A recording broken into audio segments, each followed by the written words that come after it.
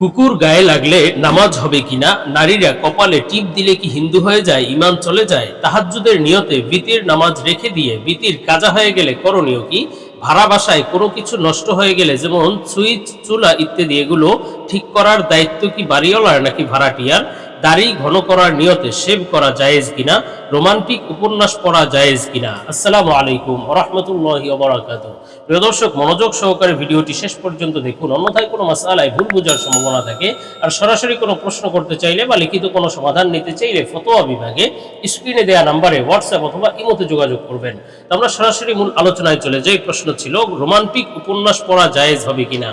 দেখুন, রোমান্টিক উপন্যাস, প্রেম ভালোবাসার মিথ্যা এবং অবৈধ ভালোবাসা, প্রেম, এগুলোর গল্প, কবিতা, রচনা, এই সমস্ত পড়া জায়েজ নেই। এগুলোর মাধ্যমে মানুষের দিমাগ নষ্ট হয়, মন নষ্ট হয়, মনের পবিত্রতা নষ্ট হয়। আপনি আর এই যে এই সমস্ত উপন্যাস, এই সমস্ত প্রেম ভালোবাসার রোমান্টিক কথাবার্তা বা উপন্যাস রচনা, এগুলো কারা লেখে? এরা বিভিন্ন নাস্তিক মার্কা যে সমস্ত লেখক আছে, অথবা বিভিন্ন ধরনের ফাসেক মার্কা দুনিয়াদার যে সমস্ত লেখক আছে, এদের কলম থেকেই মূলত এই সমস্ত মিথ্যা বানোয়াট অবৈধ প্রেম ভালোবাসার কাহিনী, উপন্যাস এগুলো বের হয়। ভালো কোনো আল্লাহওয়ালা ব্যক্তি, উত্তম কোনো ব্যক্তি, আদর্শবান কোনো ব্যক্তি এই ধরনের রোমান্টিক, মিথ্যা প্রেম ভালোবাসা এবং অবৈধ ভালোবাসার উপন্যাস লিখবে না। এজন্য আপনি ওই সমস্ত ব্যক্তিদের বই পড়া উচিত, ওই সমস্ত ব্যক্তিদের কলম থেকে যা বের হয়েছে সেটাই পড়া উচিত, যারা আসলে দিনদার, যারা পরহেজগার, যারা আল্লাহকে ভয় করে, যারা আপনাকে দিনের পথে চলতে সাহায্য করে। আর এই সমস্ত ব্যক্তিরা, এই সমস্ত উত্তম ব্যক্তিরা ওই মিথ্যা ভালোবাসা, প্রেম ভালোবাসার কথা এবং অবৈধ প্রেম ভালোবাসার রোমান্টিক উপন্যাস লিখবে না। এজন্য উপন্যাস যদি পড়তে হয়, দিনই যেই সমস্ত গল্প, সাহাবীদের গল্প, তাবেঈদের গল্প, মুজাহিদদের গল্প, এই সমস্ত উপন্যাসগুলো পড়তে পারেন।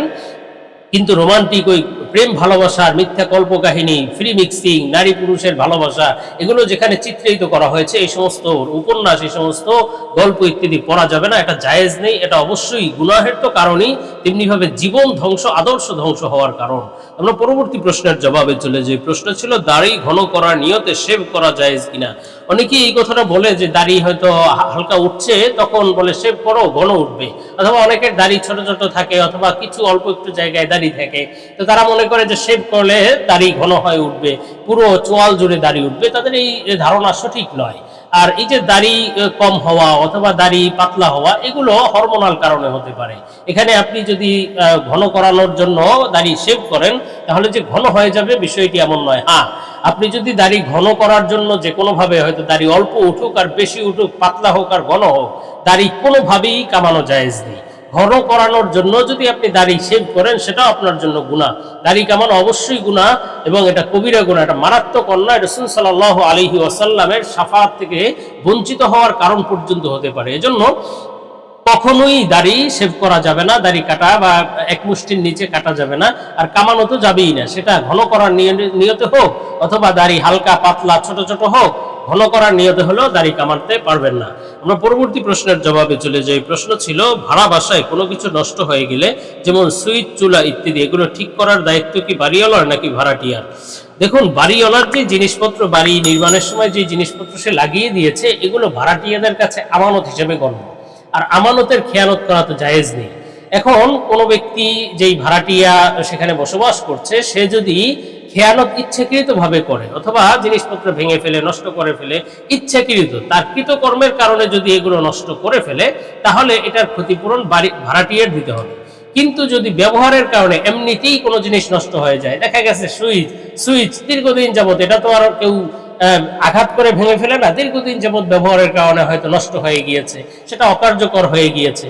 অথবা চুলার যে সুইচ থাকে, সেই সমস্ত কিছু নষ্ট হয়ে গিয়েছে, বিকল হয়ে গিয়েছে, সেগুলো যদি ভাড়াটিয়ার যদি কোনো অতিরঞ্জিত কোনো কিছু না থাকে, খেয়ানত না থাকে, ইচ্ছাকৃত কোনো কিছু সেখানে যদি না পাওয়া যায়, তাহলে এটার পরিবর্তনের দায়িত্ব বাড়িওয়ালার। যেটা সাধারণত ব্যবহারের কারণে নষ্ট হয়ে যায়, বিকল হয়ে যায়, এগুলো পরিবর্তন করা, নতুন লাগানো, এগুলো ঠিক করার দায়িত্ব হলো বাড়িওয়ালার। কেননা একক ভাড়াটিয়ার ব্যবহারের কারণে বা যে কোনো ইসের কারণে সে যদি ইচ্ছাকৃত নষ্ট না করে, তাহলে সেটার কারণে আসলে কোনো জিনিস নষ্ট হয় না। দেখা গেছে অনেক ভাড়াটিয়া হয়তো একের পর এক থাকছে, এরপরে যে কোনো এক ভাড়াটিয়ার হাতে জিনিসটা নষ্ট হয়ে গিয়েছে, হয়তো 1 মাস, 2 মাস, 3 মাস, 5 মাস থাকার পরে। অথচ সেটা 5 বছর ধরে ব্যবহার হয়ে আসছে। এখন এই জিনিসটা আপনি ওই বাড়ি ভাড়াটিয়া যে নতুন এসেছে 5 মাস ধরে আছে তার ঘাড়ে আপনি চাপিয়ে দিতে পারেন না। এজন্য পানির কল, তারপরে চুলার যে সুইচ অথবা যে কারেন্টের সুইচ, এগুলো যেগুলো মোট কথা ব্যবহার বাড়ির সাথে সংযুক্ত, এগুলো যদি ভাড়াটিয়ার নিজস্ব ব্যক্তিগত কারণে বা কোনো আঘাতের কারণে, সে ইচ্ছাকৃত কোনো কারণে যদি ভেঙে ফেলে, নষ্ট করে ফেলে, সেটার দায়িত্ব ভাড়াটিয়ার। আর যদি এমনিতেই ব্যবহারের কারণে এগুলো বিকল হয়ে যায়, নষ্ট হয়ে যায়, তাহলে এটা ঠিক করার দায়িত্ব, নতুন লাগানোর দায়িত্ব বাড়িওয়ালা। আমরা পরবর্তী প্রশ্নের জবাবে চলে যাই। প্রশ্ন ছিল, তাহাজ্জুদের নিয়তে ভিতির নামাজ রেখে দিয়ে ভিতির কাজা হয়ে গেলে করণীয় কি? দেখুন, এজন্যই বলা হয়েছে যে যার তাহাজ্জুদের সময় ওঠার ব্যাপারে নিশ্চয়তা থাকবে, যে আমি নিশ্চিত তাহাজ্জুদে উঠবো, এবং তার হয়তো অভ্যাস আছে সবসময় সে তাহাজ্জুদে উঠে যায়, অথবা সে মোবাইলে অ্যালার্ম দিয়ে বা ঘড়িতে অ্যালার্ম দিয়ে রেখেছে, এমন নিশ্চয়তা থাকলে তার জন্য তাহাজ্জুদের উদ্দেশ্যে বেতের নামাজ রেখে দেওয়া ভালো বা উত্তম, যে সে তাহাজ্জুদ পড়বে, এরপরে সর্বশেষ বেতের পড়বে, এটা তার জন্য মুস্তাহাব বা উত্তম আমল। কিন্তু যার এমন নিশ্চয়তা থাকবে না যে তাহাজ্জুদ নামাজ সে পড়তে পারবে কিনা, উঠতে পারবে কিনা, এখন এই অনিশ্চয়তার উপর বেতের নামাজ যেহেতু ওয়াজিব, এটা রেখে দেওয়া যাবে না। যদি আপনার অনিশ্চয়তা থাকে তাহলে আপনি এশার পরে, সুন্নতের পরে আপনি তাহাজ্জুদ পড়ে ফেলেন, এটাকে আপনি ওই পরবর্তীর জন্য রেখে দিবেন না, কারণ ওই যে কাজা হয়ে যেতে পারে।